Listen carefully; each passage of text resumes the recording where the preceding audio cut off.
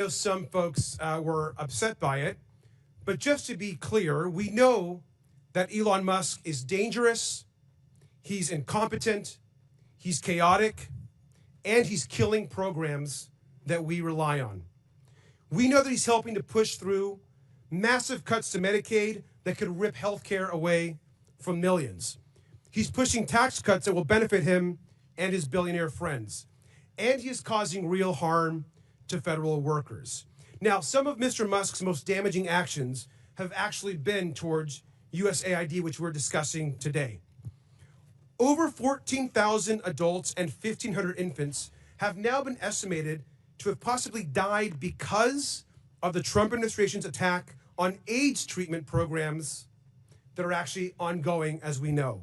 They're hurting real people and damaging our national security. Now, if you look at this chart and you look at all spending in the government, and you want to look at foreign aid, of course, of which USAID is a part of, it's less than 1% of our total budget. USAID spends around $40 billion per year. Around $40 billion per year of this entire federal budget. Meanwhile, other parts of the budget, including, for example, the Defense Department, spend almost 16% of all federal spending in fiscal year 2025. In fact, about half of other discretionary spending in this chart. Now, the Department of Defense is the only agency to never pass an audit. USAID actually passes audits all the time. And yet we're attacking the one agency that actually is able to pass an audit while we leave untouched the agency, of course, that can't even pass an audit. Last year, the Department of Defense failed to account for 63% of its assets. Trillions of dollars worth of equipment haven't been properly documented. And it's not just their failure to pass an audit. I want to just quickly ask about some key programs that are over budget and behind schedule. This, of course, we know here is the F-35 fighter jet. Will cost us $2 trillion over the course of its life cycle. These planes are often delivered late. They often cannot fly. And right now, we know that the F-35 is $183 billion over budget. Mr. Unger, which is more, the $183 billion cost overrun of the F-35 or the entire USAID budget? The former that you mentioned, sir. And this is the Littoral Combat Ship. The Navy, by the way, thinks this is basically useless in actual combat. Could have a lifetime cost of over $100 billion, according to ProPublica. Mr. Unger, that's also way more than the entire USAID budget. Is that right? Yes, way more. Thank you. And I also want to just ask you about the Central Intercontinental Ballistic Missile Program, which has seen its costs soar over 81% during its program cycle. It costs $141 billion with cost overruns and soaring program cost. Mr. Unger, you know what I'm going to ask you, but is $141 billion more than the entire USAID budget? Absolutely. Mr. Unger, Elon Musk and his companies have received about almost $40 billion in government contracts, loans, subsidies, and tax credits. That amount, that roughly $40 billion, is basically enough to run USAID for an entire year. Is that correct, Mr. Unger? That is correct for USAID's budget and the programs that it manages. The majority isn't talking about Elon Musk programs or asking them here to testify. They're attacking USAID and are supporting a billionaire who gets richer every single day. We got to push back every single time. And with that, I yield back. I now recognize the gentleman from Tennessee, Mr. Burchett, for 5 minutes. Thank you, Chair Lady. Mr. Roman, are you aware that we are sending $40 million a week to the Taliban? Yes, sir. Can you name other instances of foreign aid going to terrorist organizations? We have assisted al-Shabaab in Somalia. There's been instances of the Khamsi network in Sudan, Hamas, Islamic Jihad, Hezbollah, Kataib al-Hezbollah, Hayat Tahrir al-Shams in Syria. Dozens of terror organizations have received indirect assistance from U.S. foreign aid. Could you elaborate a little bit on the mechanisms in place that are to stop foreign aid from going to terrorist groups, and why are they not working if we have any in place? Sure. And I would note that these are, you notice these are terrorist weaponry. You see some AKs, SKSs, some snipers, some clips, some clip carriers probably made in China, And I believe these are small landmines here beside right there. Let's use Gaza as our case study. $2.1 billion in American taxpayers' money to Gaza since October 7th when Hamas invaded southern Israel. USAID money was going in terms of an emergency use authorization to try to go to parties that USAID formerly had a relationship with in the Gaza Strip. They had to have been vetted by OFAC. They should have been vetted against the special designated terror list from the State Department and from other Treasury organizations. Waivers were granted because they said that there was an emergency use to have that money come in to Gaza, thereby jettisoning the usual typical screening procedures. As a result, 90% of aid that was going from the United States by way of its agents in Gaza ended up in Hamas-controlled areas. And this is ridiculous. Essentially, what the U.S. assistance to Gaza did was underwrite the ability for Hamas to survive until the ceasefire was just passed a few weeks ago. There was no strategic thought for it, and there was no screening. Seems like the emergency might have been armed terrorists to kill civilians. Would that be accurate? That's accurate, and even more than that, Samantha Powers, the administrator for USAID, was intent on having Israel not be able to defend itself. To not be able to defend it. Correct. Mr. Primorak, is that correct? How do you say that? Primorak? I got Burchett, man. Nobody gets mine right, so don't worry about it. What is it? Primorak? Perfect. All right, thanks, brother. How did terrorists exploit our foreign aid loopholes? Well, we have a lot of our Can international. you pull your mic up? I'm sorry. Can you hear me? Yes, sir. You have international NGOs and UN agencies actively lobby here in Washington, D.C. against vetting policies that would prevent it. I was the senior vetting officer at USAID, and what Hold on we a second. Did you say United Nations is doing this? The UN? Sure, everybody who's getting money lobbies here.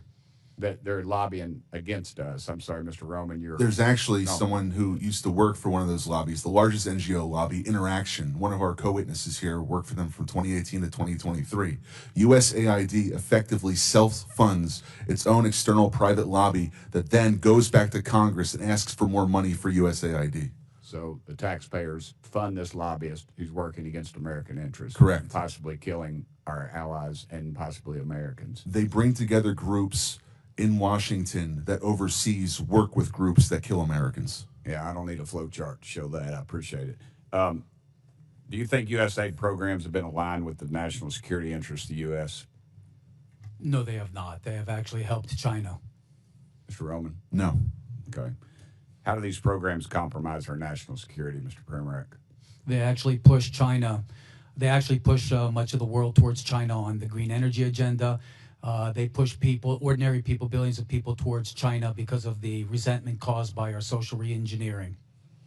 Are we being lobbied by these pro-communist China groups currently? But a lot of these countries don't even have to lobby because they get the money anyway, like South Africa. Yeah, and in fact, these lobbyists have come to the House and have tried to kill legislation like H.R. 160, which was meant to increase transparency in USAID's funding of overseas organizations. Is that a current piece of legislation? That's from the last session. And give me that number again. H.R. 160. And what does it do?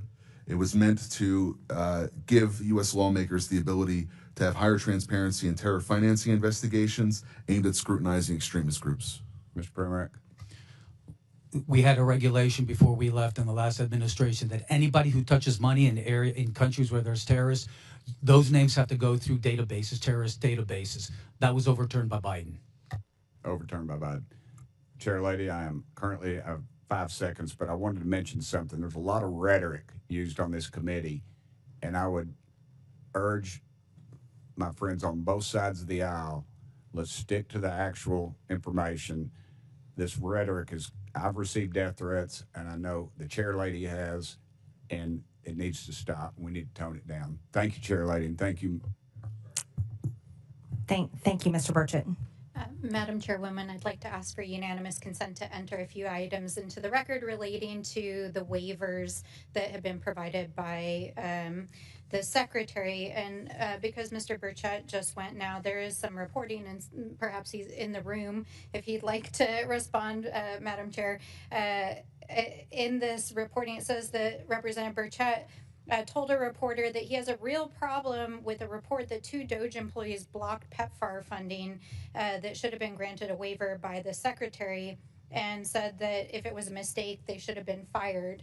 We also have numerous reports here that these waivers may exist, but they are not being enforced. And there are thousands of federal aid workers across the world right now that are stranded, as well as international aid that is sitting in ports and docks. If you have the documentation without objection. I'm not sure if my name was besmirched. Am I allowed to respond or not? It's fine either way. No, it's just a report. I'm not. Okay, but anybody that works for the president that goes against what he says, he has a right to fire them. So thank you. Absolutely. I now recognize the gentleman from Texas, Mr. Kassar, for 5 minutes. I'm going to do something that I've never done in a congressional hearing before, and that is plead for help from the American people, plead for help from my Republican colleagues on something that we actually all agree on, because lives are at stake right now. I'm going to start by describing the facts on the ground. Millions of people are at risk of dying of starvation in areas of the world where Democrats and Republicans have already agreed and committed to feeding them with American-grown food for humanitarian reasons and for global stability. But yesterday, I spoke with people in charge of warehouses in Sudan and Ethiopia, warehouses full of food, but because of DOGE, that food is trapped in the warehouse, out of reach of starving and dying moms and kids. In those two countries alone, 150,000 children and moms are at risk of dying this month if that food is not delivered from the warehouse to them right up the road. Everyone agrees that's not supposed to happen. Republicans voted for this food, and Democrats voted for this food to get out. Secretary of State Marco Rubio says the food should go out as part of his life-saving waiver. DOGE Chairwoman Marjorie Taylor Greene started this hearing by saying that life-saving food programs should still be running. We have paid for the food, and we have shipped it, and it is sitting trapped in the warehouse because DOGE is blocking the payments needed to get the food out to the people who need it. So here's what that means. It means that kids are dying, and more will die tomorrow, of severe acute malnutrition. If you want nightmares, just Google severe acute malnutrition and look at the photos. The way that healthcare workers determine if a kid is dying of this is they measure their bicep.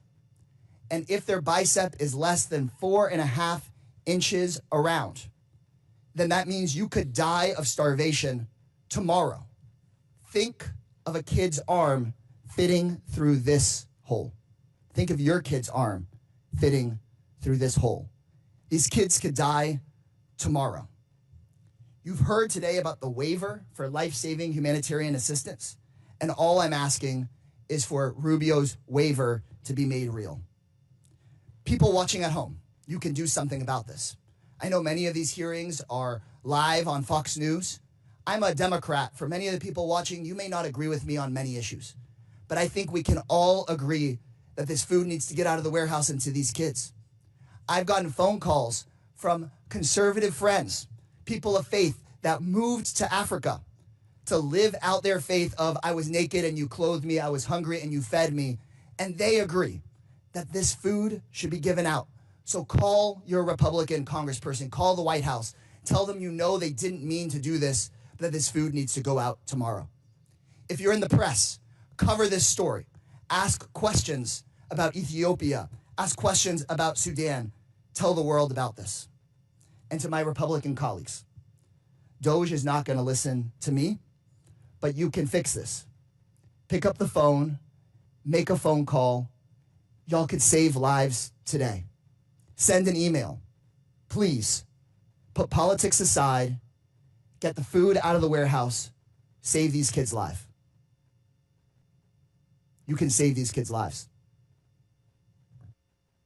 With that, I yield back. The gentleman yields without objection, and I'm entering for the record a post from the World Food Program that states we can confirm that the recent pause concerning in-kind food assistance to WFP purchased from U.S. farmers with Title II funds has been rescinded. This allows for the resumption of food purchases and deliveries under existing USAID agreements. It also enables WFP to continue working with our NGO partners who play a vital role in distributing emergency food assistance to people affected by war, floods, droughts, and other disasters around the world. WFP continues to work closely with the U.S. counterparts and all our donors to ensure consistent, uninterrupted emergency food assistance to hunger hotspots that span Sudan, South Sudan, Gaza, Haiti, and other crisis areas. I now recognize the gentleman, where's my list?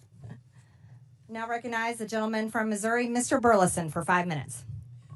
Thank you, Madam Chairwoman, and good morning to our witnesses. I want to talk a little bit about the difference between real charity and fake charity or phony charity. Real charity is an individual seeing a need, feeling the love in their heart, the compassion for their fellow man, digging money out of their own pocket and giving it to the people in need. Government charity, fake charity, is taking from somebody else and giving it to whoever you think that you want to give it to. Let's call this USAID program for what it actually is. It is a disgraceful betrayal of the American taxpayer. It's all under the guise of being charity, but for years, the Democrats have turned USAID into their personal slush fund, funneling billions of our hard-earned tax dollars into a cesspool of left-wing propaganda, all masquerading under the guise of charitable aid. And what did we get for it? Not stronger allies, not safer borders, and hardly a dime's worth for the American interest. No, we got absurdity for it. Taxpayer cash bankrolling climate activism, DEI, that are frequently at odds with the values and the needs of the countries that we're supposedly aiding. This isn't aid. It's a shakedown of our taxpayers, courtesy of the left-wing bureaucracy working with dark money networks that Mr. O'Neill described so eloquently earlier. Now, I have a question for Mr. Roman. As DOGE has recently brought to the forefront, USAID has often used American tax dollars to push leftist ideology abroad. One of these areas is exporting radical renewable energy agenda, which I believe is not only not in the best interest of the U.S., but it's also detrimental to the very countries that the aid is supposed to be helping, subsidized by anti-competitive energy policy. Can you touch on the impact that this policy has?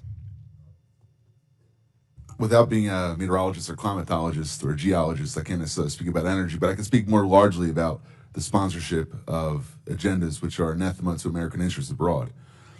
Specifically in the report that we published about 3 weeks ago, we were finding that there were special interests who would come to USAID contract officers, they would make recommendations, and it was basically the granting like a political commissar in the Soviet Union would do to his favorite unit, rather than looking at what was actually good for the United States. Thank you. Mr. Pimarack, it was once quoted by Samantha Power.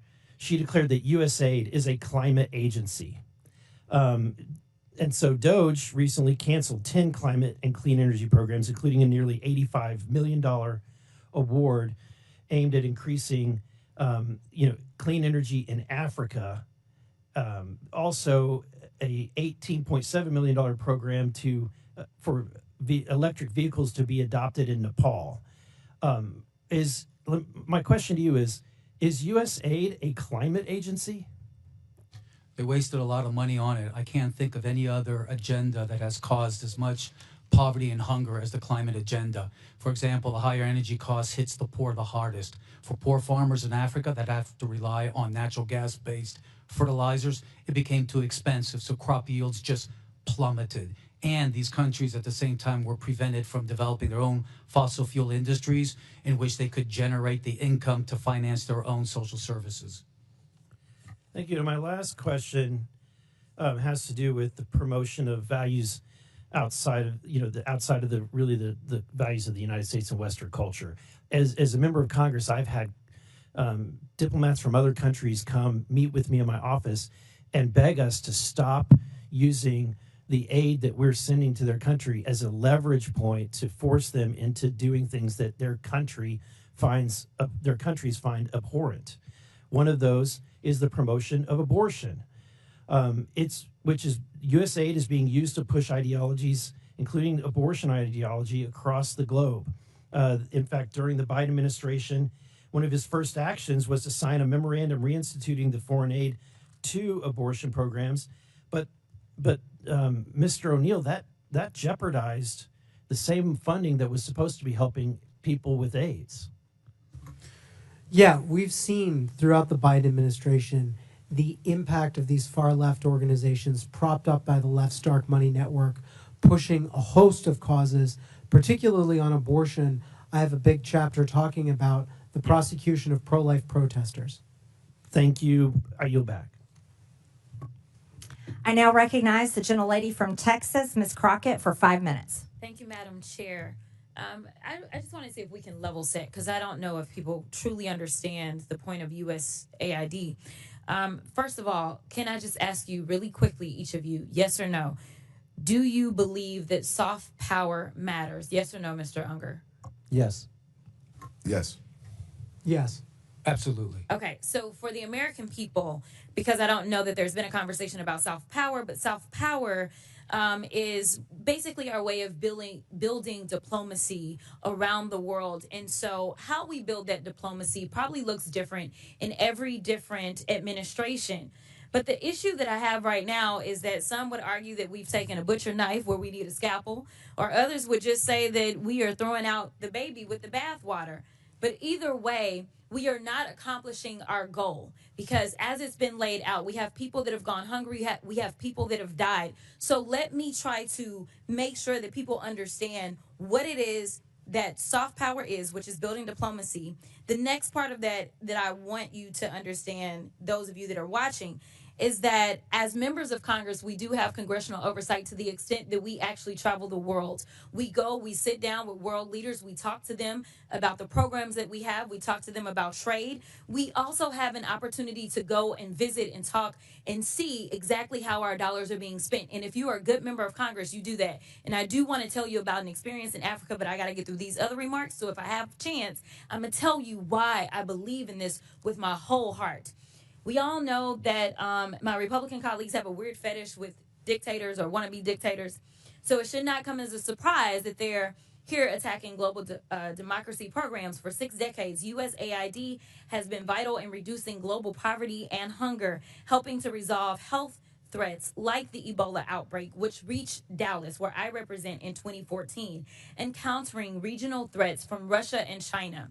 Not only is pro-Putin President Trump threatening economic warfare against our closest allies and partners, he's blaming Ukraine for Russia's invasion, threatening military force against Greenland, and starting tariff wars with Canada and Mexico. He's also defying a court order to release billions of dollars in U.S. foreign aid. This committee should be providing oversight of the executive branch's illegal impoundment of federal funds. But we're here today so the chairwoman can peddle new conspiracy theories about U.S. foreign aid. The dismantling of USAID is just another part of the Republicans' chaotic foreign policy and pro-dictator agenda. Republicans are turning their backs on American farmers who provide nearly half of USAID's global food assistance. I'm going to stop here really quickly, because I think what happens is that when the American people hear that we're sending out money, they believe that we're just dropping bags of money places. And that's not what we do. But let me tell you, China does. China does. Because I've sat down and I've talked to people, and one of the reasons that we are behind China is because they have argued that there is no red tape. And China is like gangsters. Like, think about the biggest, baddest guy offering you money when you want it, like a loan shark, right? And then when they come back to get their money, they want your firstborn, your secondborn, and everybody else. That is who China is. But a lot of people that are desperate for money, they go for that, because in America, we're going to say, no. We're going to take care of our farmers. We're going to make sure that our farmers are the ones that are giving you the food. We're going to make sure that if you want arms, those arms are going to come from us. So I want people to understand, we don't just go with black bags and drop off bags of money like that. It's not that simple. But I want to get to a couple of questions because I know I'm running out of time. Mr. Unger, the chairwoman stated that, quote, the federal government has been sending billions after billions of dollars to push left-wing ideology, fund radical extremist groups, and usurp the will of the people abroad and here at home. Is saving 20 million lives through the president's emergency plan for AIDS relief, or PEPFAR, part of some left-wing ideology? Yes or no? No, in fact, Okay, I gotta PEPFAR go. was created by Republicans. It was created by Republicans. Thank you for that fact. In fact, it was a Bush, a Texan.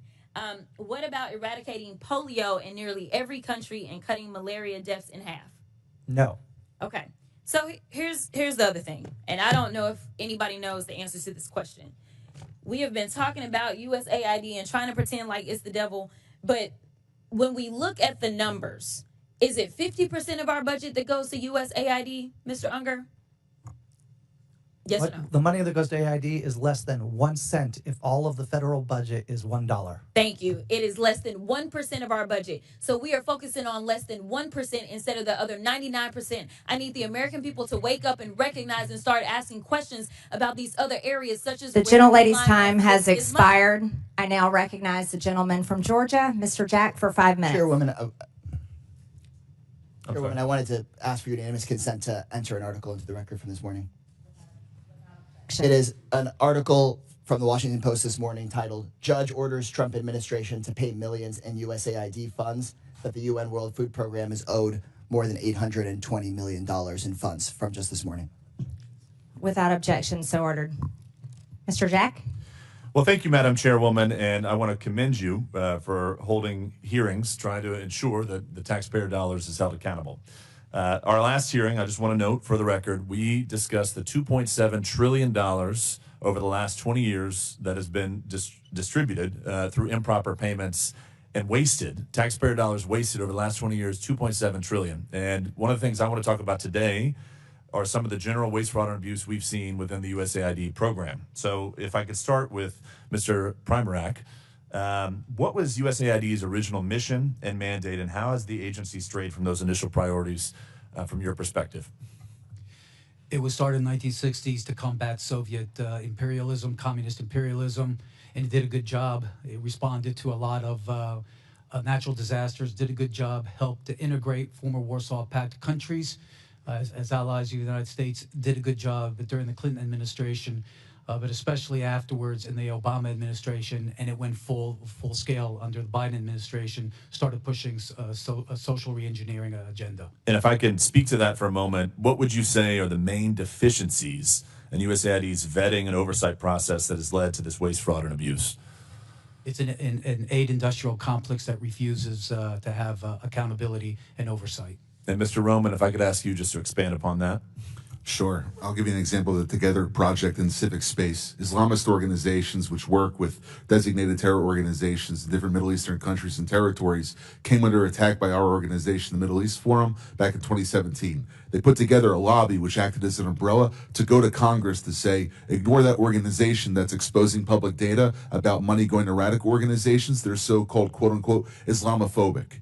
So by using politically charged language, they try to cover up their associations with terror organizations. Then they went back to USAID, said, look, Congress is going to fund us now because we lobbied for successful bills, and they got more money. And what steps would you say, Mr. Roman, are needed to be taken to ensure grant recipients follow the rules and cooperate with the policies in place? I think there's a gap in vetting and enforcement, allowing funds to move both directly and indirectly to extremist-linked groups.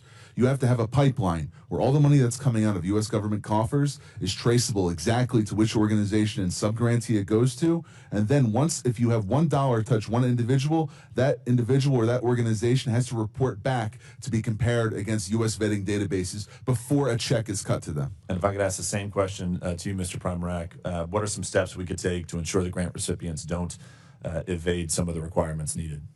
I think we need to have a consolidated website where every single award and sub-award is on there, where not only members of Congress can look at it, but the American people who fund this can go through it. And that's the kind of transparency and accountability that's going to force folks to be careful what they do. And if I can just ask, we'll go back to Mr. Roman. I really appreciated that example with what time I have left. Could you offer any other examples of mechanisms by which entities evaded transparency requirements, something that we all talk about, and we've all seen the egregious spending across the board that's been illuminated by many members of this committee over the last 2 weeks. But when it comes to evading some of these requirements, I want to speak directly to that and enter that into the record to the extent you could share. There's a bifurcation of the problem. One is the organizations which are abusing U.S. taxpayer dollars, but the second is the bureaucrats who are allowing them to get away with it. Sometimes because they're not looking and being blind to the issue, other times because they're intentionally pursuing an ideological agenda that Congress didn't appropriate or authorize. You have to direct funding to have individuals that are getting money to be able to authorize that money, and the reports on the grants that they make after the funding period is over should also be publicly available rather than just how much money was spent. In addition to that, there is many other individuals and partnerships that go beyond USAID. For instance, foundations supporting extremists, persistent lapses in sanctions enforcement, and also potential violations of U.S. criminal statutes. The report that we put out suggests that funding streams may have contravened laws prohibiting material support to terrorism, sanctions violations, fraud, and false statements, both by the grantees and some of the grantors. Well, I appreciate the testimony from both of y'all today and for all witnesses for appearing before the committee. Ultimately, I think what the chairwoman's been trying to do through these hearings is try to ensure that American taxpayer dollars are protected and used to the betterment of American citizens and our interests here in our country, and they're not wasted. And if I could just spend, Madam Chairwoman, the last 20 seconds of my my questioning today, noting that we in our committee should have a decorum, and the other side, after our last committee hearing, which should have been a bipartisan issue, talking about waste, fraud, and abuse within government programs going out the door, shortly after that hearing, one of our committee members called for real weapons to be brought to this political debate, and I think that's atrocious. I think that's egregious. And I would just like to note, I will reclaim my time, but I'd just like to note, Madam Chairwoman, that I think You're not recognized, Ms. Stansbury. You're not recognized. And you're spreading lies. You're not recognized, Ms. Stansbury. so. I will just close by saying we should have more decorum in this, and expect it, especially from the American taxpayers who are paying our salaries to be here. Thank you. Thank you. And I do want to agree with that. There was a member of this committee that went on CNN and said it's time for actual weapons to be used. That is documented. It's on video, and we will not tolerate that type of language and calls for violence on this committee. I now recognize the gentleman from Texas, Mr. Gill, for 5 minutes. Thank you, Madam Chairwoman, and thank you so much for holding this hearing today. We've heard throughout this hearing a bit more of the same shrill calumny against President Trump and Elon Musk that we've been hearing for months now. But I am happy that a few of our colleagues did concede that we need more oversight and auditing of our foreign aid. I'd like to remind them that every time Republicans try to do that and audit where government money is going, they try to stonewall us. So I hope that they will get on board with protecting the American taxpayer. I think as it relates to foreign aid, to the extent that we do engage in foreign aid, it of course should advance American strategic geopolitical interests, our commercial interests, and of course should help ameliorate major humanitarian crises. But it ought to be rooted in realism, which is a recognition that we have strategic interests abroad that we ought to advance, and it ought to be rooted in a rational conception of the way the world actually is, and not the way some leftist secular bureaucrat at USAID believes the world should be. I think that forcing transgenderism and novel sexual fetishes on more traditional cultures does not advance American interests. It alienates the United States on the world stage. We've also seen USAID money going to oppose many of our allies abroad. Madam Chair gave a few examples, and I'll give a few more here. We've seen USAID money funding efforts to influence elections in India against Prime Minister Modi. We've seen our ally Hungarian Prime Minister Viktor Orban accusing USAID of funding left-wing media outlets that are opposing him. We've seen USAID give $12.5 million just last year to the American Near East Refugee Agency, whose staff openly called for violence against Jews. The Refugee Agency also funded projects of the Unlimited Friends Association, which is a proxy organization for Hamas. This is not advancing our strategic interests abroad, and these are not promoting American values. Mr. Unger, I've got a couple questions for you. You've mentioned USAID as representing American ideas in action. Is that right? Yes. Do you believe that spending over $3 million for being LGBTQ in the Caribbean is a reflection of American ideas in action? I believe that the programs that are focused on global health just and yes or food no is security, fine. Yes or no will the suffice. programs that in global health and food security and economic growth are absolutely I'm not. in the interest I'm of- talking about being LGBTQ in the Caribbean. Is that a reflection of American values? Yes or no? I believe the programs that you're referring to are a reflection of I'll human take rights. that as a yes. What about spending $70,000 for the production of a DEI musical in Ireland? Is that a reflection of American ideas in action? Yes or no? Yes. Yes. Okay. Great. Do you think that spending $2 million for sex changes and LGBTQ activism in Guatemala is a reflection of American values? The information that you are using is Yes so or no? faulty that it doesn't. It's a yes or no subscribe question. To USAID It's a- projects. No, that is a direct description of what we're spending our tax dollars. Do you think that sex Is that- changes and LGBTQ activism in Is that what Guatemala is that coming is an from? accurate reflection of American values abroad? Is It's a that yes or data no coming question. from Doge? Is that a yes or a no? What I want to understand This is the a data yes or coming no from question. Doge? Because they counted the same USAID program you're 3 not going times. to filibuster. Reclaiming my time here. We'll go to another one. How about $1.5 million to promote job opportunities for LGBTQ individuals in Serbia?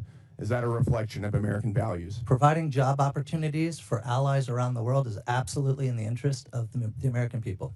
Well, I would like to maybe challenge you if you really believe in promoting DEI. I've got about 20 seconds left. Then, in giving jobs to somebody based on their minority status or the color of their skin or their sexual proclivities, you might want to consider stepping down from your job and giving it to somebody who has more minority points than you do. Well, if that were what With that, I DEI yield. is about, My time maybe is I would, over. but it's I'm not what yielding. it's about.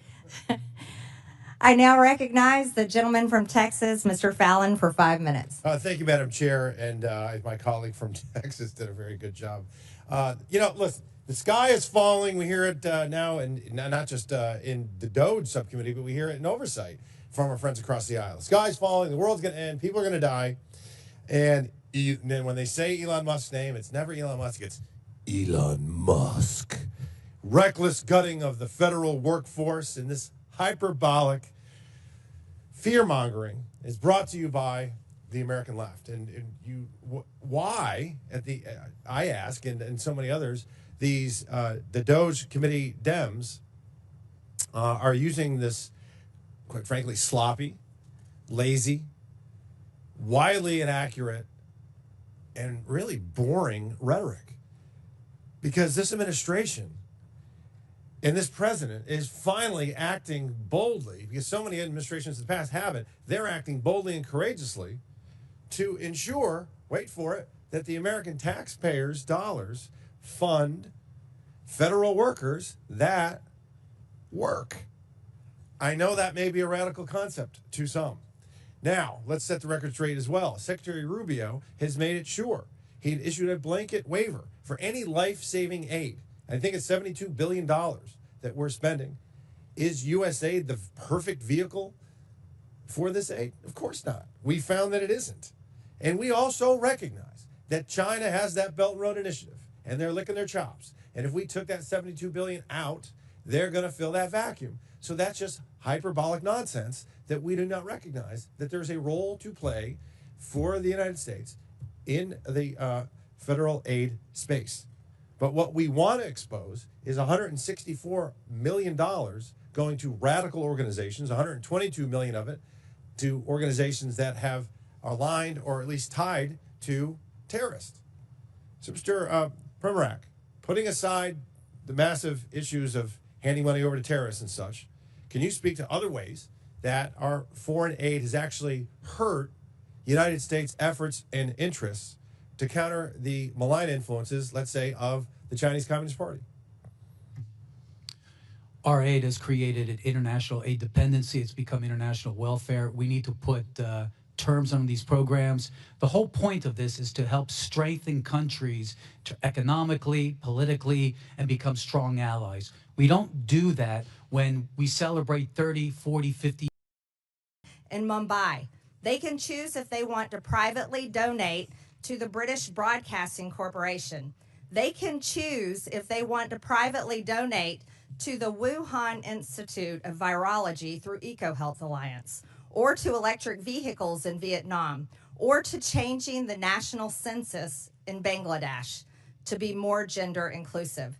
That is something they should be able to choose. That is something they should never be forced to do by our government. The Democrat-run USAID should not get to use our federal government, our U.S. taxpayer dollars, as their party piggy bank to push their radical agenda in countries that we have no business giving money to. 96% of all political contributions from USAID employees go to Democrat Party candidates or PACs. That's 96%. Not only is USAID giving $70,000 for a DEI musical in Ireland, or $50,000 for transgender opera in Colombia, or entrench their left-wing ideology across the globe, USAID has been transformed into an America Last foreign aid slush fund to prop up extremist groups, implement censorship campaigns, and interfere in foreign elections to force regime change around the world. That is the dark truth about USAID. That is the story the American people deserve to know. Not only was USAID never designed to be what it has morphed into, but these things should never have been funded in the first place. In fiscal year 2023, USAID dispersed roughly $44 billion of aid across 160 countries and regions around the world.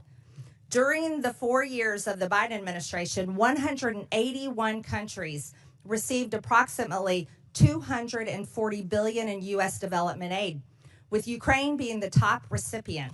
Other top recipients include Ethiopia, Jordan, Israel, and Somalia. So after hundreds of billions of taxpayer dollars have been distributed throughout the world, has the world become safer? No. Has the world become more stable? No. Is the perception of the United States around the globe any better? No. But have some of the most anti-democratic principles like censorship and the canceling of elections been funded through USAID because of opposition to the ruling regimes? Yes. Has money through USAID been funneled to terrorists? Yes. Foreign aid from USAID to the UN, particularly the UN Relief and Works Agency for Palestinian Refugees in the Near East, is directly funding Hamas terrorists. Humanitarian relief intended for the Afghan people was diverted to the Taliban. Money intended to support democracy is being used as a slush fund for liberal propaganda supporting terrorist, gender ideology, diversity, equity, and inclusion, climate activism, censorship, and regime change.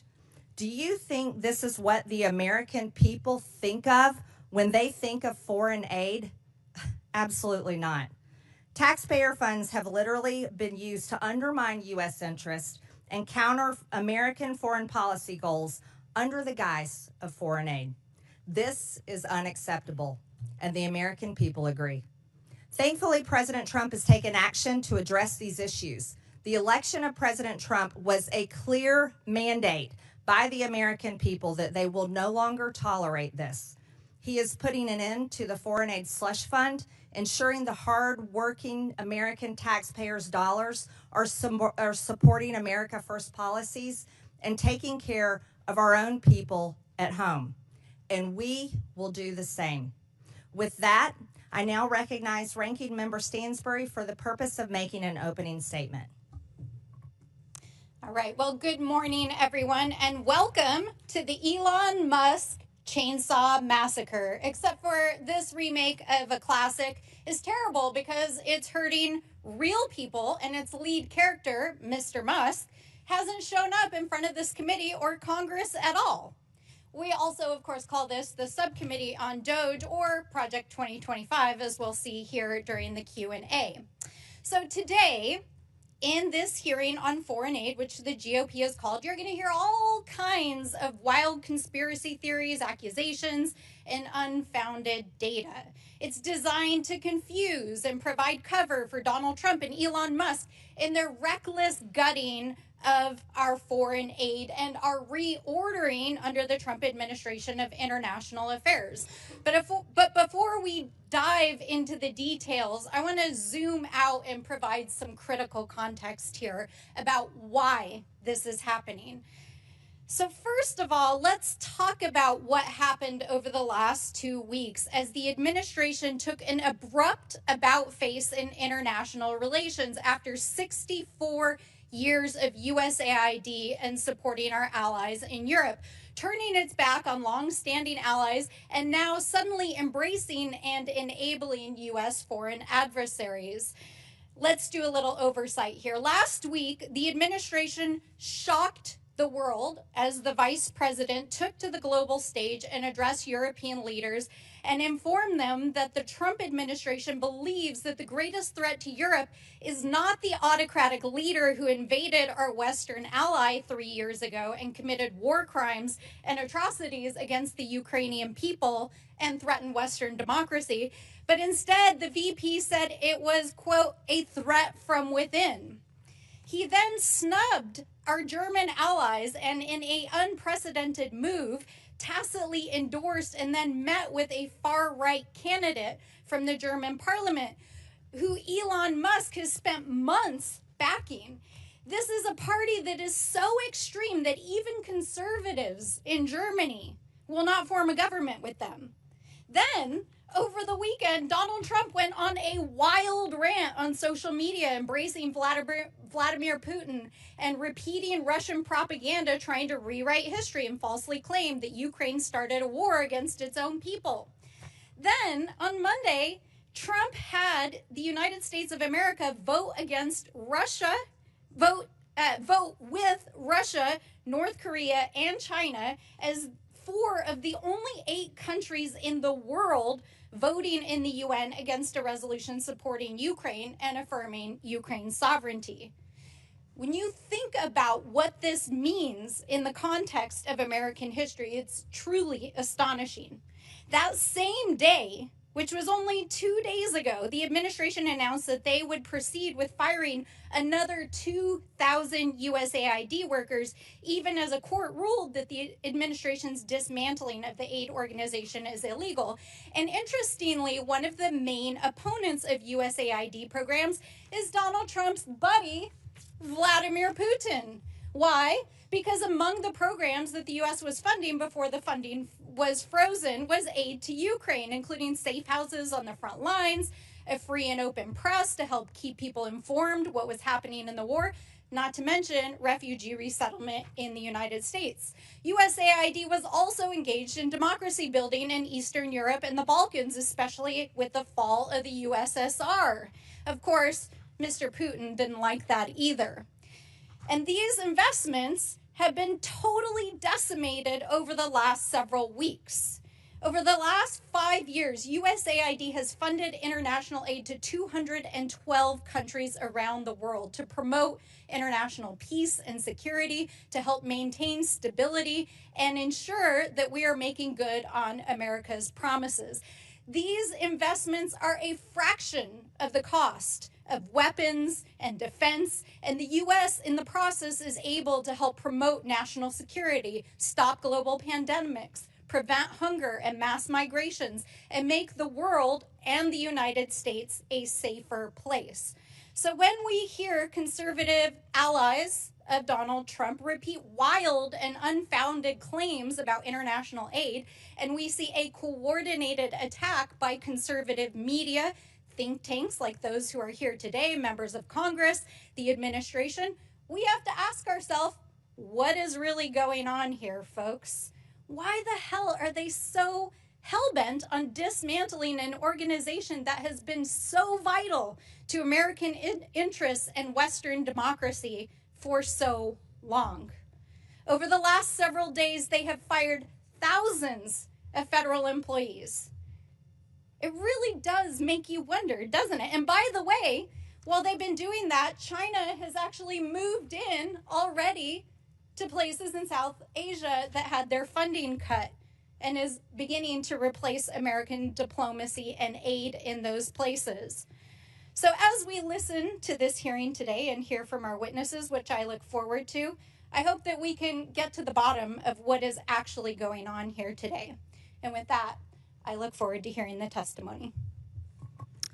January 24th, Secretary of State Marco Rubio gave an order that came with a waiver for emergency food assistance, which was broadened even further several days later for life-saving services. Secretary Rubio has stated very clearly, we have a blanket waiver, and anybody who tells you they don't understand it, let me repeat it in very simple words. If it saves lives, if it's emergency life-saving aid, food, medicine, whatever, they have a waiver. I don't know how much clearer we can be. And if we're not applying it, then maybe we're not a very good organization and maybe they shouldn't be getting any money at all. Additionally, in-kind food assistance purchased from U.S. farmers is continuing. I'm pleased to introduce our witnesses today. Max Primorak is a senior research fellow at the Heritage Foundation's Margaret Thatcher Center for Freedom. He has more than 30 years of international work experience, including as acting chief operating officer at USAID and as a USAID contractor. From 2018 to 2019, he was an administration envoy to Iraq, overseeing a $400 million genocide recovery initiative to facilitate returns of Christians and other persecuted religious minorities. Greg Roman is the executive director of Middle East Forum. He is a frequent commentator about Middle East affairs on both national and international news channels and studied national security and political communications at American University and Interdisciplinary Center in Herzliya. Tyler O'Neill is senior editor at The Daily Signal and author of The Woktopus, The Dark Money Cabal Manipulating the Federal Government. He is a writer and commentator on federal policy and has appeared on both local and national news outlets. Finally, Noam Unger is the Director of Sustainable Development and Resilience Initiative at the Center for Strategic International Studies and a senior fellow with the Project on Prosperity and Development. He has served at both USAID and the U.S. Department of State. Again, I want to thank all of you for being here to testify today. Pursuant to Committee Rule 9G, the witnesses will please stand and raise their right hand.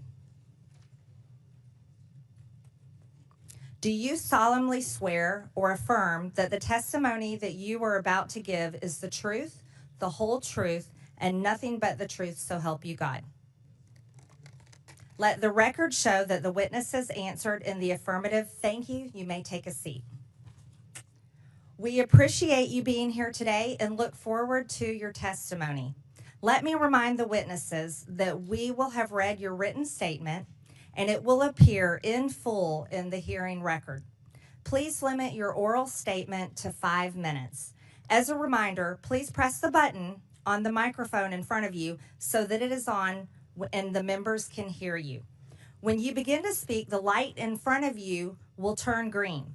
After 4 minutes, the light will turn yellow. When the red light comes on, your 5 minutes have expired, and we would ask that you please wrap up. I now recognize Max Primorak for his opening statement.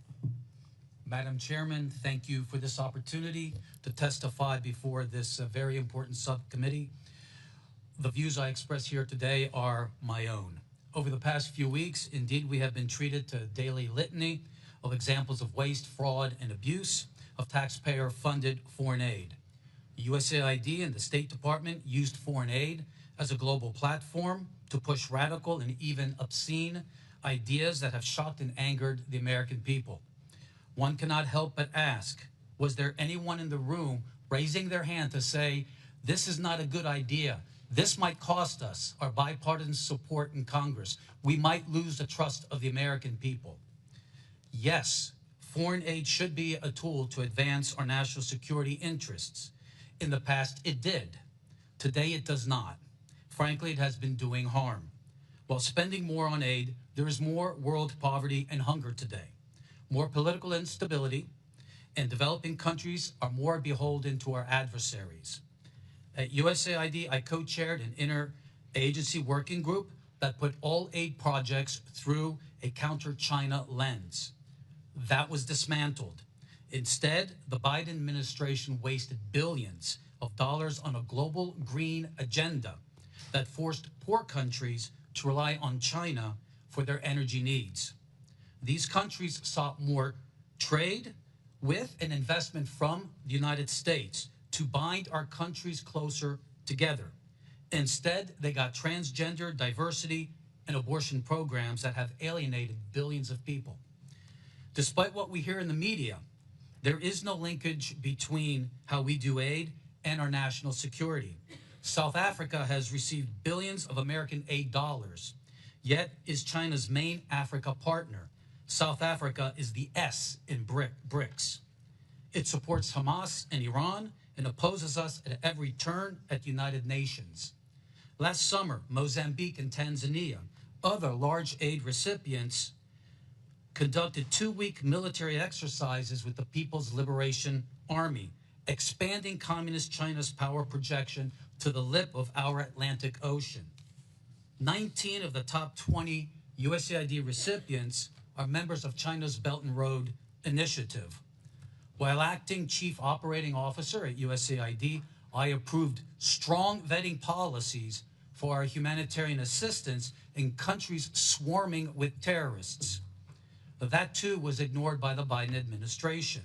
Vast sums of U.S. money have been diverted to fund terrorists in Gaza, Syria, Yemen, and Afghanistan. NGOs have been hit with heavy fines for violating our anti-terrorism financing laws. But closer scrutiny is warranted, for the problem is endemic in the aid culture. Last year, USAID launched its $45 million Global Civil Society program based on the social theories of an Italian Marxist. Literally, we have been funding radical NGOs around the world that oppose capitalism, democracy, NATO, and Christianity. None of this is counter-China. This is counter-America. Again, a resounding yes that foreign aid can be a powerful tool of diplomacy to promote freedom, prosperity, and peace in accordance with our national interest and our values, but not as an instrument of progressive imperialism. Regardless of which party controls the executive branch, aid officials must ensure that every single foreign aid program can pass the Middle America smell test on waste, fraud, and abuse. Aid decisions must always secure bipartisan support. There must be full transparency on who is being funded and what they're doing, not only for the members of Congress, but especially for the American people. The fiduciary failure of our aid officials over the past 4 years has done tremendous damage to foreign aid's credibility and America's standing in the world. Thank you, and I look forward to your questions.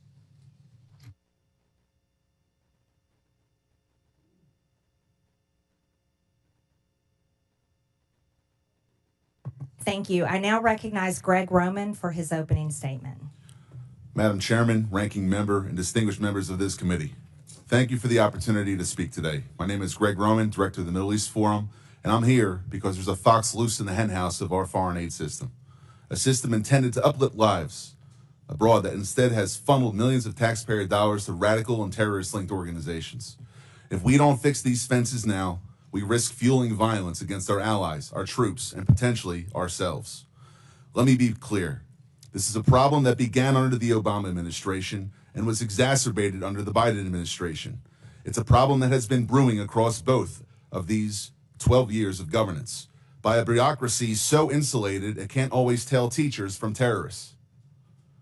The result is moral confusion among grant officers who unwittingly, and in some cases, may intentionally bankroll extremist causes.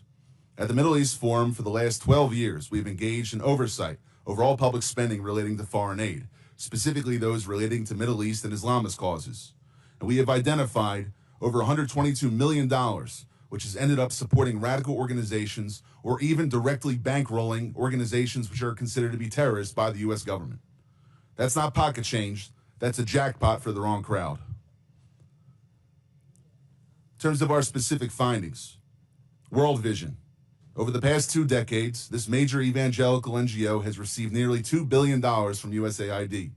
But in 2014, World Vision facilitated a $125,000 grant to the Islamic Relief Agency, an entity linked to Al-Qaeda. Even after a whistleblower raised red flags, USAID rammed through the funding, pressured by World Vision, Sudanese warlords, and even U.S. officials who lobbied to delist the terror organization. Helping Hand Relief and Development. In 2023, only 2 years ago, it received a $78,000 grant from USAID, despite openly working with the terrorists who orchestrated the 2008 Mumbai massacre in India. Worse, the offer and grant came after the USAID Inspector General launched an investigation into a prior grant to the same group. The Jamal Trust Bank in Lebanon. The USAID dollars helped pad the pockets of this financial institution, later designated by the U.S. Treasury Department as a terror sponsor for sponsoring Hezbollah. This was no mere oversight. It points to a broken system that handed cash to a future terror financing entity. Some graphical evidence. Behind me, you'll see the Bayadar and Unlimited Friends Association, 2 groups in Gaza. Members of the Gazan charity Bayadar cozy up to senior members of the Hamas Politburo, like Abdul Salam Haniya, the son of slaughtered Hamas leader Ismail Haniya, credited as one of the planners of the October 7th attacks on Israel, which killed Israelis and American citizens. Meanwhile, UFA officials have called for their lands to be cleansed from the so-called, quote, impurity of the Jews. You'll see behind me 4 images which don't just show members of Bayadar and UFA associating with members of Hamas, but also USAID officials, employees of the U.S. government, receiving awards because of their cooperation with these 2 Hamas-linked entities. You even have a Facebook post from a few years ago, which is the USAID office in Jerusalem celebrating their relationship with a Hamas entity. I can't find anything more disgusting. And as the ranking member said, we're looking for evidence. This is not a conspiracy. This is a U.S. government communication. Lastly, masking the money trail. Billions of dollars in USAID grants are lumped under miscellaneous foreign awardees, making it impossible for Congress, the media, or the public to track who's really getting the funds. According to public testimony in another hearing in this Congress, a portion of this money has ended up in the hands of Al-Qaeda affiliates in Syria. How does this happen? The oversight conducted by USAID is as weak as a house of cards in a windstorm, like handing out cash in a dark alley and hoping it doesn't buy trouble. USAID's vetting system is archaic, relying heavily on self-reported data with no real-time checks or teeth. Primary grantees are entrusted to vet their own subcontractors, even when those grantees themselves might sympathize with radical causes. In places like Gaza or Sudan, groups with blatant extremist affiliations slip through because the so-called gatekeepers have no incentive or even an ideological desire to shut them out. This isn't a glitch. It's a feature of a broken system. And here's the kicker. It's a problem caused by bureaucrats now threatening American interests at home and abroad. It's not just about fraud, waste, and abuse. This is a threat to American national security and potentially criminal, and this committee should take action to ensure that the Department of Justice acts on it and does everything in Congress's power to not just investigate, but refer criminal actions to the proper authorities. Thank you. Thank you, Mr. Roman. I now recognize Tyler O'Neill for his opening statement. Chairwoman Green, members of the subcommittee, the last few weeks have featured revelation after revelation of how our tax dollars have been spent propping up radical left-wing causes across the world. Yet what struck me about the abuse of foreign aid has been the connections with leftist activists here at home. As a senior editor at the Daily Signal, I researched the left's dark money network, which propped up the influence campaign I expose in my book, The Woktopus. I found that leftist elites prop up NGOs that staffed and advised the Biden administration, pushing unpopular policies on the American people through the bureaucracy. In my remarks, I will present 3 examples of how the left's dark money network intersects with just one agency focused on foreign aid, the U.S. Agency for International Development. The views I will express in this testimony are my own. The left's dark money network features George Soros and his Open Society Foundations, the Tides Foundation, and the network of nonprofits established by Arabella Advisors.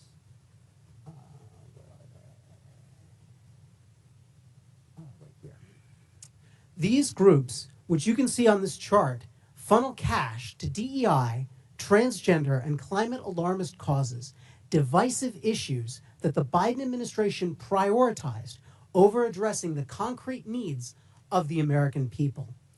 The left's dark money network has deep ties to USAID, which has rightly received renewed scrutiny under DOGE and after Elon Musk shined a light on it. While the Open Society Foundations has stated that it does not receive funds from USAID or direct USAID's spending, the Soros-founded nonprofit has a long history with USAID. In 2001, the Soros Foundations Network, which became Open Society, listed USAID among its donor partners. Open Society and USAID have jointly funded the Organized Crime and Corruption Reporting Project, a news outlet that attacked conservatives for, you guessed it, criticizing Soros. Open Society and USAID also jointly fund the East-West Management Institute. Among other things, the institute launched court changes in Albania that critics allege resulted in the prosecution of Albanian opposition leader Sali Berisha, silencing the opponent of the country's socialist prime minister. Open Society has hired at least 5 former USAID staff, including at least 1 high-level official who worked at USAID providing services amid political transitions in foreign countries. Former USAID Administrator Samantha Power met at least twice with Open Society leaders. USAID has directly funded a different organization in the left's dark money network, the Tides Center. The agency has awarded more than $27 million in grants to the center. You'll find the Tides Foundation right here. The Tides Center has funded many of the leftist groups that influence the Biden administration, and it also operates its own in-house nonprofit called Palestine Legal, which represents anti-Israel rioters in court and gives them legal advice. Former USAID staff have also gone on to work for Arabella Advisors, which is a for-profit company that set up pass-through nonprofits. These groups allow donors to support specific projects without being associated with these projects. One of the nonprofits, New Venture Fund, set up a secretive group called Governing for Impact. Even though Governing for Impact had existed for barely 2 years and did not appear in a Google search at the time, its leaders met with and advised top staff in the Biden administration, executive-level bureaucrats who oversaw the vast federal bureaucracy. Leaders of the Rockefeller Foundation, another funder in the left's dark money network, previously held roles at USAID, including the former administrator, who now serves as the foundation's president. Other USAID staff have gone on to work at the nonprofits that staffed and advised the Biden administration, including the Center for American Progress, the Human Rights Campaign, and the American Civil Liberties Union. Personnel is policy, and these connections between the left's influence campaign on the Biden administration and USAID reveal how woke elites have captured the enterprise of foreign aid.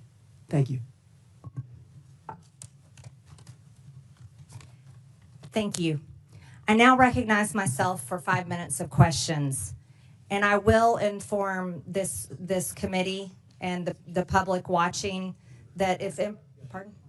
Oh, sorry. I'm sorry, Mr. Unger. Apologize. I didn't mean to skip over you. I now recognize Mr. Unger for 5 minutes.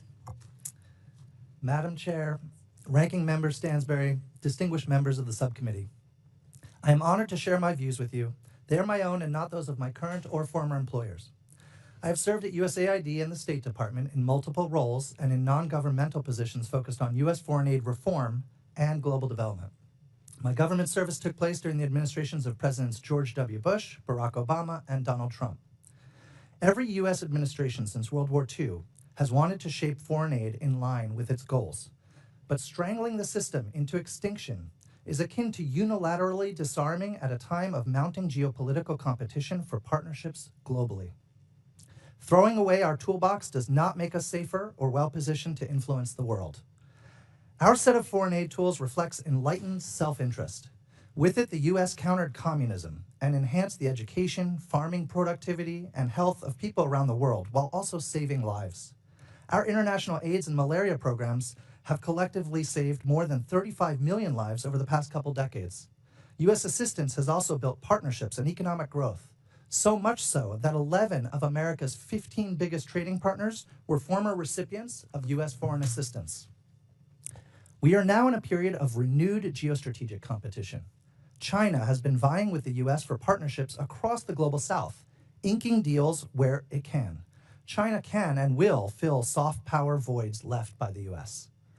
Other potential threats to our security are also connected to developing countries and fragile states.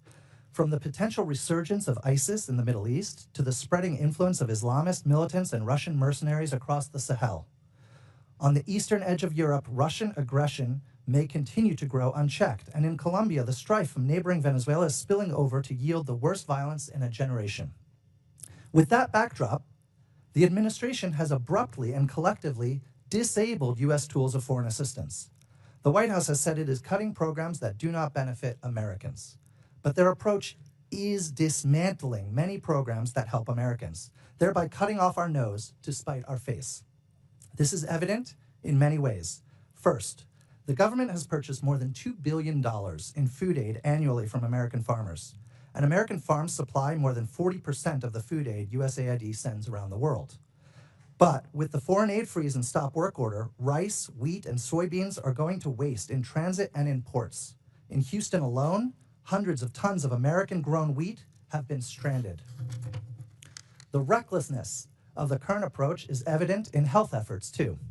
We need our foreign aid to prevent outbreaks of infectious diseases from spreading before reaching our shores. But U.S.-funded early detection and treatment for deadly diseases like Ebola have sputtered to a standstill. Even where very few waivers have been issued for some life-saving assistance, reports from implementers indicate that few, if any, programs have actually resumed due to payment systems not functioning and USAID staff layoffs. It is also counterproductive to eviscerate programs focused on other transnational concerns, ranging from conflict and corruption to migration and the trafficking of people and drugs. This unserious review process is additionally causing our government to be tied up in court cases that may drag on for years and prove costly in connection to broken contracts and potential violations of law. These losses are unnecessary, even if, or perhaps especially if, you believe, like I do, in the need for reforms. It is critically important to be able to differentiate between waste and congressionally appropriated projects that may reflect different policy priorities. Waste is the food rotting in ports. It's the purchased medicines that cannot be distributed. It is the cutting of programs and firing of people that then in turn prevents this administration from being able to meet its own foreign policy goals. Going forward, government will need an oversight approach to programming that includes the following. 1, a congressional notification and review process so committees can pause or halt projects. 2, implementing partners should undergo audits and submit detailed plans and quarterly expenditure reports. 3, in highly insecure contexts, there should be a vetting of key program staff against classified counterterror databases before U.S. dollars are spent. And 4, an inspector general should be empowered to conduct investigations and other activities to help identify, prevent, and punish any proven misuse of taxpayer funding. The issue before you today is that these elements are precisely the safeguards that have already been in place at USAID. But the staffing to carry it out has just been gutted. By destroying this system of oversight, the administration has done more damage to effective programming than any specific project failures critics of foreign aid may choose to highlight. We should all care about foreign aid. We should care enough to make it better, not kill it. Congress has a role to play. Thank you. Thank you, witnesses, for your testimony. Again, Mr. Unger, I apologize. We can also confirm the World Program posted that the recent pause concerning in-kind food assistance to WFP has been rescinded. This allows for resumption of food purchases and deliveries Madam Chair? using USAID. Madam Chair, are we going member to member, or do you get to make a speech in between each witness? If you're going to offer evidence or you're testimony, you're not you should be recognized. in the clock. You're not recognized. It's Sure I my am. time. Sure I am. I now recognize myself for 5 minutes of questions. And this committee, based on this hearing and witness testimonies, will consider recommending investigations and criminal referrals. When Joe Biden was president, his son Hunter was on the board of a Ukrainian energy company called Burisma. The prosecutor general of Ukraine at the time, Viktor Shokin, was investigating Burisma for corruption. Biden threatened, and is on video, to withhold $1 billion of USAID grant to Ukraine if Shokin wasn't fired. Mr. Primorak, is USAID supposed to be used as leverage by a president to protect his son? No, we call that corruption. Mr. Primorak, in your estimation, roughly what percentage of USAID funding is doled out to bad actors or to efforts that don't have the best interests of Americans in mind? I think what troubles me most is learning, I believe last year, following the hard work of the House Foreign Affairs Committee and Senator Joni Ernst, that USAID has been paying out over 50% to overhead charges. The Office of Inspector General of USAID criticized the agency for not knowing the overhead charges being handed out to all of these actors for $142 billion of disbursements. That is extremely troubling. Yes. Mr. Primorak, Samantha Power, Biden's USAID administrator, openly spoke about her agency's efforts to promote democracy around the world. In your estimation, Mr. Primorak, is that what she was doing? If not, what was USAID doing during the Biden administration? Let me cite the Holy Father, Pope Francis, who accused USAID and other donors of promoting ideological colonization, pushing a radical ideology onto the developing world that is anti-family and anti-life. It has been asserted that USAID spent tens of millions of American taxpayer dollars to promote propaganda in Brazil in the lead up to the Bolsonaro-Lula election in 2022. It has been claimed that this funding was used to pass censorship laws and silence Bolsonaro's online presence, and even bar him from running for office in the future. Mr. Primorak, can you offer any insight into these allegations, or at least comment on whether the U.S. should play a role in toppling democratic processes around the world? I think what we saw was USAID weaponized by the Biden administration and by Samantha Power to attack any party that was conservative. It just didn't happen in Brazil. It also happened, for instance, in very pro-America, Poland and Hungary as well. One of the most extensive examples of regime change operations fueled by USAID is that of their role in the Syrian civil war aimed at toppling Bashar al-Assad. Reports from DD Geopolitics and other sources estimate that USAID funneled over $15 billion into Syria over a decade, covertly funding opposition groups, mercenaries, and anti-government networks under the cover of humanitarian aid. This included support for militant factions and propaganda efforts, often in collaboration with the National Endowment for Democracy. The operation culminated in Assad's overthrow in 2024 by Western-backed groups, with USAID's financial trails documented in congressional budget reports and criticized by Syrian officials as interference masks assistance. Mr. Roman, do these kinds of activities carried out by an American agency make Americans safer at home, or do they risk embroiling us in more deadly and costly foreign conflicts? When the agency is doing it according to the way in which represents American national security interests, it's correct. But when it's abused for political purposes, ideological umbrage, and sponsoring Islamism, which is inherently anti-American, it is the worst exhaustion of American taxpayer money that can be thought of, especially when it leads to the loss and danger to American lives. In 2014, during the Euromaidan uprising in Ukraine, which led to the ousting of President Viktor Yanukovych, USAID is estimated to have spent billions of dollars on civil society initiatives that were allegedly designed to destabilize the pro-Russian government. USAID specifically funded NGOs and media outlets that amplified the anti-Yanukovych sentiment in an effort to align Ukraine more closely with the West. We also know that 9 out of 10 of Ukraine's major media outlets receive funding from USAID. Mr. Roman, should Americans' tax dollars be funding propaganda? When it's pro-American propaganda, yes. But if it's supporting another regime which is inherently anti-American, no, it should have no involvement with that, which is the pattern we've seen under the Biden and Obama administrations. Thank you. I now recognize the ranking member for 5 minutes.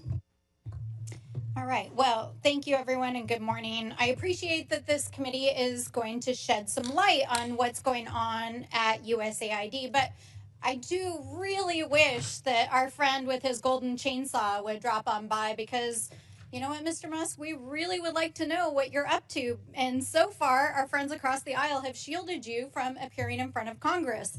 So come on down. Bring your chainsaw. We'll be happy to host you. Let's dive into some of our questions with the witnesses here. Mr. Primorak, I appreciate your federal service. Thank you for serving as a Fed. I hope that you do not share some of the same sentiments we've heard here in Congress over the last several days, that our federal workers are somehow enemies of the state, but in fact are selfless, dedicated individuals who serve our federal government and dedicate their life to this work. And I understand that you were the author of the USAID chapter, Project 2025. Is that correct? Yes, that is correct. And I was intrigued to read it last night because there was a number of things that I agreed with, both in your testimony and in the chapter. In fact, some of the things that I agreed about are that U.S. foreign aid is a powerful tool, that it should align with national security interests, that we should not be empowering foreign adversaries. And I, too, am also deeply concerned about autocratic regimes like our adversaries in China, who are aggressively investing in soft power at the expense of the United States. And I also agree strongly with all the witnesses that we need reforms to our foreign aid, that we need more oversight, vetting, auditing, and inspection of what is going on. However, and I recognize that, Mr. Primorak, you didn't really touch on this in your oral testimony here today. I was surprised that in Project 2025 and some of your other statements, that one of the primary areas that you really have disagreed with the foreign aid that has happened under other administrations is in the areas specifically of climate change, LGBTQ rights issues, and promoting diversity and DEI. Is that correct? Yes. Yes.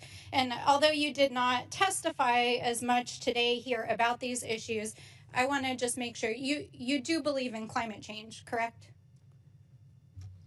Climate change, sure. Yes. Climate changes all the time. I'm a big reader of history. Yes. You can see throughout the millennia. Absolutely. And you understand that right now our allies in the Pacific who are on the front lines in pushing back against Chinese authoritarianism are requesting climate assistance from the United States because they are facing some of the most extreme impacts of climate change, correct? According to USAID document, just a yes or no, sir. You understand that about our Pacific allies, right? Of people killed by climate change, 99% drop. Sir, the So question is, do you understand that our Pacific allies, who we have defense agreements and compacts with, are asking the United States for climate assistance as for the exchange to provide a place for the United States, for example, to push back against Chinese authoritarianism? You understand that, correct? Yes, under Trump, yes. we were okay, so that is why we are involved in providing financial assistance and foreign aid around climate change, in addition to the fact that it is a global threat. Now, I understand that you also, and I'm not even going to use the language here because I very much disagree with it, but I just want to ask, you agree that LGBTQ people exist and have human rights, right? Absolutely. We were doing that under Trump 1. And you also agree that our governments and our institutions should look like and reflect the people that they represent, especially overseas? It's part of being able to actually engage with foreign governments, correct? If we want to do counter China, there's nothing more that has alienated I'm asking billions you a of very people than pushing straightforward an question. ideology that they resent. Okay. Well, I see that you're not interested in engaging in the conversation. And while we can agree to disagree, I'll take this as a difference in values, maybe worldview. But I just want to point out here that this perfectly aligns with what the Trump administration is doing in trying to gut programs around diversity, equity, inclusion, supporting LGBTQ rights and human rights overseas, and climate change, and helping our allies overseas. And this is not waste, fraud, and abuse. This is a different worldview. You can't just call something waste, fraud, and abuse because you disagree with it. Now, Mr. O'Neill, it's nice to see you here again. Oh, I am out of time, and I will circle back. Thank you. I now recognize the gentleman from Texas, Mr. Cloud, for 5 minutes. Thank you, Chairwoman, and I appreciate you holding this hearing. I appreciate you witnesses for being here. It's been astonishing to watch. We already knew that there was a tremendous amount of waste, fraud, and abuse in our federal government, but to watch over the last few weeks as the extent and egregiousness of it has been revealed. I've said a number of times how aggravating it is that this government is forcing the American people to pay for the demise of their own country. We've seen this a number of times, especially in how foreign aid is treated. And much of this funding we're realizing now, as Mr. O'Neill has pointed out, we're uncovering is the world's largest money laundering scheme in history.